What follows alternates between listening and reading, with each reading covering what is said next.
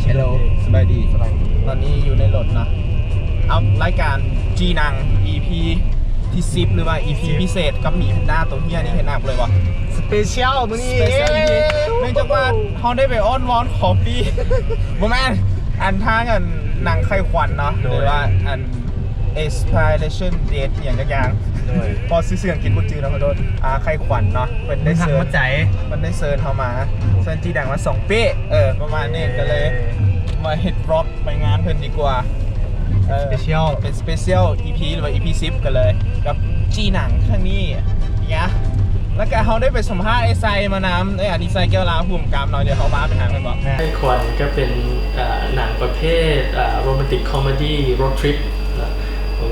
มีความตลกมีความฮาโดยการจะเห็นการเดินทางของตัวละครที่จะไม่ได้อยู่บนเดียวตลอดถึงการท้ายตลอดส่วนพล็อตของเรื่องก็จะเกี่ยวกับพระเอกที่มีพลังวิเศษถ้าว่ามีคนที่มันดึงคนดังเราจะเห็นวันที่ความหักของผู้นั้นจะเบิดอายุได้ความหักที่เบิดอายุนี้ก็หมายถึงตั้งแต่ต้องได้เลิกกันหรือว่าต้องได้ไกลกันหรือว่าเบิดหักกันอย่างพวกนี้นะทุกอย่างที่มันต้องเกี่ยวกับการปะแยกกันอย่างพวกนี้แล้วตัวพระเอกนี่กับผิดหวังจากความหักตัวเองแล้วก็เลยอยากออกเดินทางเพื่อเยียวยาเพื่อเยียวยาหัวใจตัวเองแล้วว่าท่านซะอยากอยู่คนเดียวว่าท่านซะออกไปหาคำตอบให้ตัวเองว่าเฮ้ยเป็นอย่างกูคือความหักกูคือมันเบิดอายุได้แล้วก็ระหว่างทางนั้นก็บังเอิญไปเจอวงเก่าแต่น้อยย้อนว่าเรามีเวลาชีวิตเหลือหน่อยแล้วนะก็เลยมาขอไปผจญภัยน้ำใครเลยซะขอไปน้ำแบบเลยซะใครกับใจอ่อนเพราะว่าอีตนทั้งเอกจังใดก็ชิตายแล้วก็เลยเป็นกับกลายเป็นทริปที่คิดว่าน่าจะโรแมนติกขึ้นหนังเกาหลีเสียนะเขาก็มีอย่างเตรียมไว้เซอร์ไพรส์คนเบิ่งว่าประมาณนั้นก็อยากฝากหนังไข้ขวัญมือหักหมดใจเขาเชื่อว่ามันจะเป็นผลงานที่เอนเตอร์เทนคนนะเพราะว่าตั้งใจให้เรื่องนี้สร้างความบันเทิงแต่ว่าในความบันเทิงนั้นเขาก็ยังมีลายเซ็นของความเป็นลาวนิวเวฟของความเป็นภูมิกับของตัวเขาอยู่ก็คือแน่นอนว่าความตลกของเขาเป็นจะบทตลกคือของคนอื่นเหตุเพราะว่าเขาอยากคิดคือเป็นเขาก็เห็นโปรเป็ดนะมันเป็นคนตลกคนละสไตล์คนละรูปแบบนะก็อยากให้มาร้องมาร้องเบิร์นแบบหนังประมาณฟิลกูดของเราประมาณไหนประมาณนี้แล้วก็ถ้าสุดแล้วให้ไปฝากใส่กระยาเนาะก็อยากให้คนหันมาพิสูจน์ผลงานคุณภาพของหนังลาวดีด้วยตัวเองนะหลายกลัวแบบอย่าสู้ฟ้าตัดสินไปว่าหนังลาวมันก็จังใดมันก็ซ้ำนั่นแหละหรือมันอย่างนั้นก็คือเขาผู้เฮ็ดนี้แต่ละคนแต่ละค่ายเขาพยายามพัฒนาตัวเองให้เห็นพัฒนาการของทุกๆคนแต่ละเรื่องเนี่ยมันก้าวกระโดดหลายเพราะฉะนั้นอยากให้คนลาวเปิดใจและก็มาเบิ่งเรื่องนี้ด้วยความมวลซื่นและก็ดีบ่ดีมวลจังไดก็ติชมได้หรือฟีดแบ็กกันได้ว่าปากต่อปากได้แต่ยังขี้ร้ายก็บ่ให้ตัดสินกันก่อนซะอยากให้มาลองพิสูจน์ด้วยตัวเองผู้ชายนี่โคตรเห็นแกโตเลยเนาะถ้ามันเบ้าแบบนี้นะแสดงว่าผู้หญิงเห็นได้คือกันเป็นบอแต่เซตไปเพื่ออย่างหล่ะถ้าตั้งใจให้ถ้าอีกฝ่ายเจ็บนะไอ้หมอนคันฮู้ว่าต้องเลิกกันมือนั่นเปลี่ยนคือมาร้องหลีกเบิงสันต่างคนต่างอยู่กับได้ตัว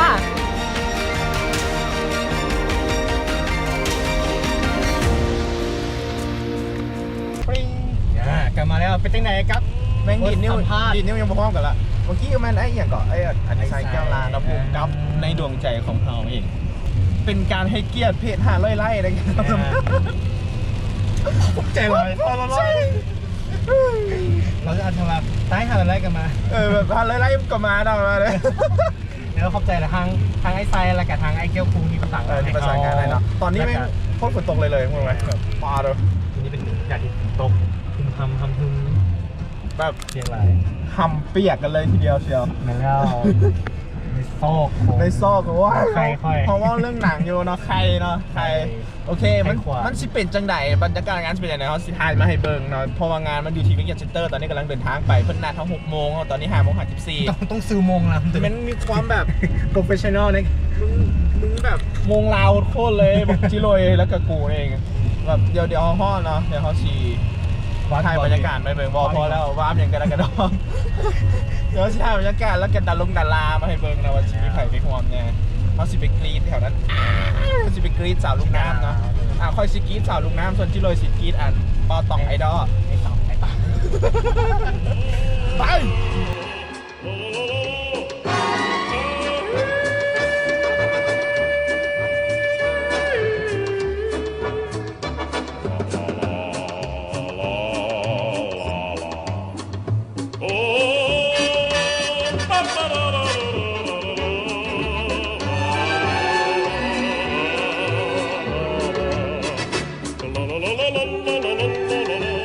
ตัวนี้มันกับ นี่น้ำมักนอด น้ำมักนอด นี่น้ำลินจีนาแดกเซิร์ช จุ้ยมากินหรือมาเบิ่งหนัง มากินเป็นเฮาแม่แล้วเข้าไป เขาไปเบิ่งหนังแล้ว แต่ว่าอาหารมันยังยั่วยวนที่ใจเลยเกิดที่กินไปเลยว่ากินน้ำเลยนี่ รวมงานสายฮุบเงาใครขวัญมึงหักหัวใจ Expiration Day หอบสื่อมวลชนหรือหอบปฐมฤกษ์ยังเป็นทางการเนาะและวันนี้ครับ เดี๋ยวจะมารีวิวหนังให้ฟังเนาะเรื่องหนังก่อนแซวเพิ่นนอนที่ใส่พอดีมันว่าเปิดกล้องหรือว่าเปิดแฟลชไทยอย่างอยู่ในห้องหนังมันเป็นอย่างที่นี่ใส่เสียเนาะอย่าสู้เห็ดเด็ดขาดอีดอกเข้าใจ มีฮอฮอบซื้อเป็นมอคือกล้องเข้ามาได้ บอเขาลวง บ๊ายบายแล้วเจอกันตอนรีวิวหนังความรู้สึกที่เขาไปเบิ่งเนาะย้ำภาพว่าเป็นหนังเรื่องราวที่เขาให้แบบปีนึงมี2เรื่องที่เขาจะได้ติดตามแล้วก็เป็นเพราะเรื่องที่แปลกใหม่ในค่ายของดาวนิเวฟซินีมาเนาะซึ่งปกติก็จะเห็นหนังที่มีหลายเส้นสปอร์ตของเจ้า แมน แล้วเขาเจ้าได้มา ปลายทางหนังน้อยฮักนี่ที่เวียงจันทน์เนาะซึ่งคอยได้เบิ่งทุกเรื่องแล้วก็มีสายน้ำไหลแต่ว่า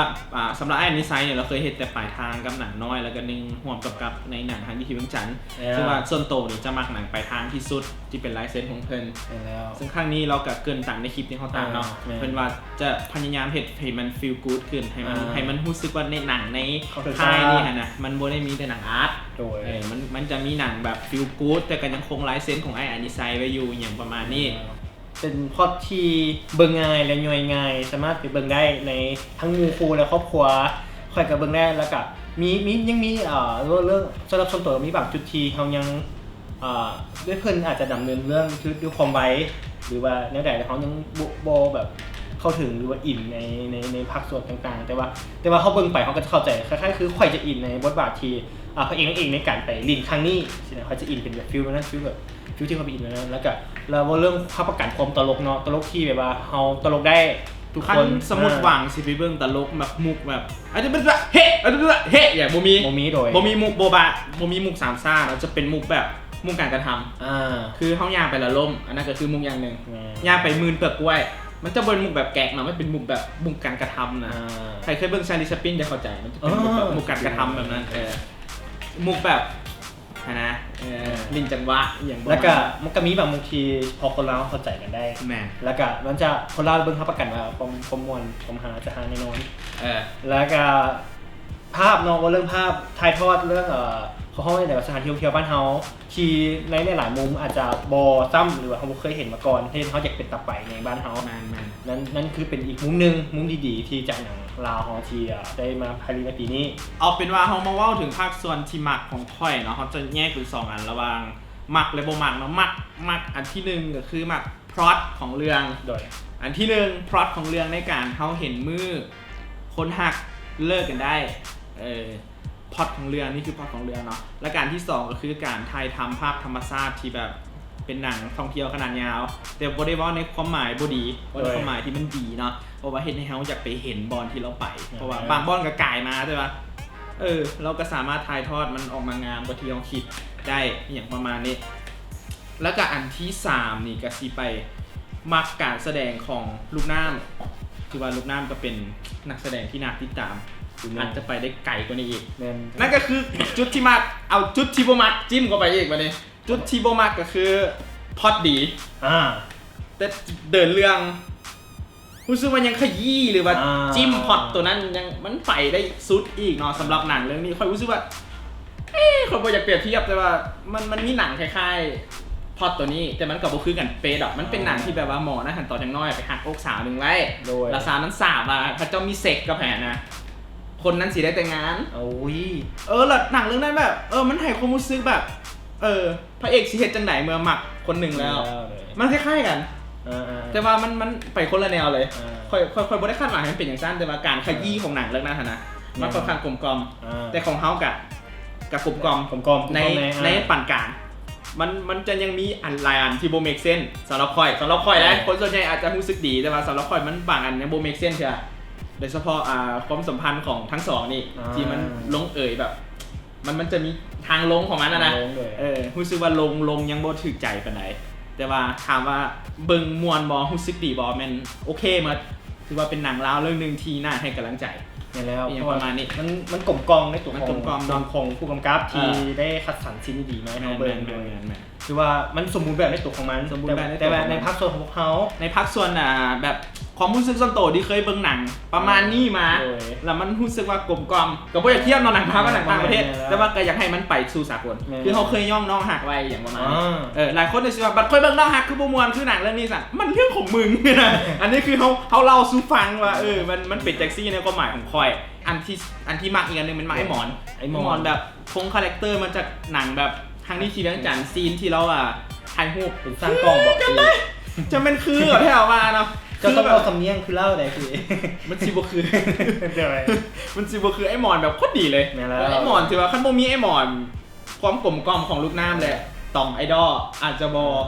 เบสขนาดนี้อย่างประมาณนี้เอาเป็นว่าจุดที่ประมาณกันเป็นการดำเนินเรื่องนั่นแหละแต่มันยังไปได้อีกมันยังรู้สึกว่าไอ้อันนี้ไซเรายังได้อีกนะเรามีกลิ่นได้อีกเนาะมันยังไว้ใจยังหักแพงอาจจะเป็นเพราะว่าหาก็เริ่มเฮ็ดฟีลกู๊ดแน่แต่ว่ายังมาปลายทางเสมอเลยปลายทางคือเบอร์นึงในใจ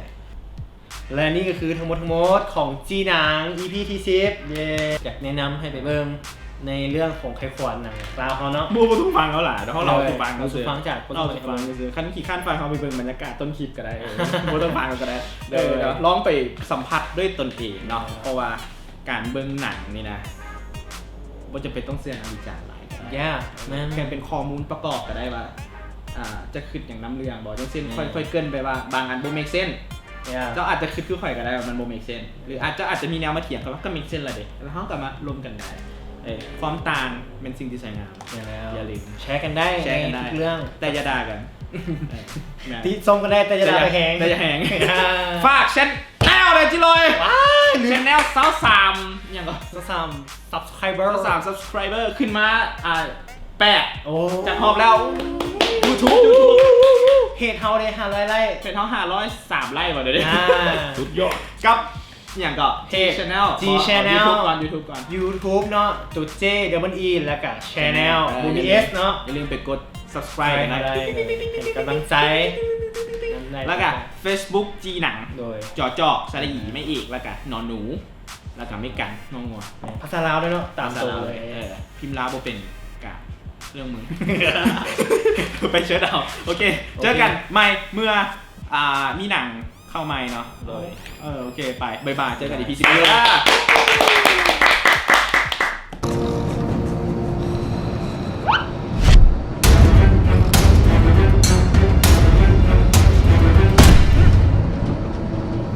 รถตกขุมเมื่อกี้น่ะบ่มีหยัง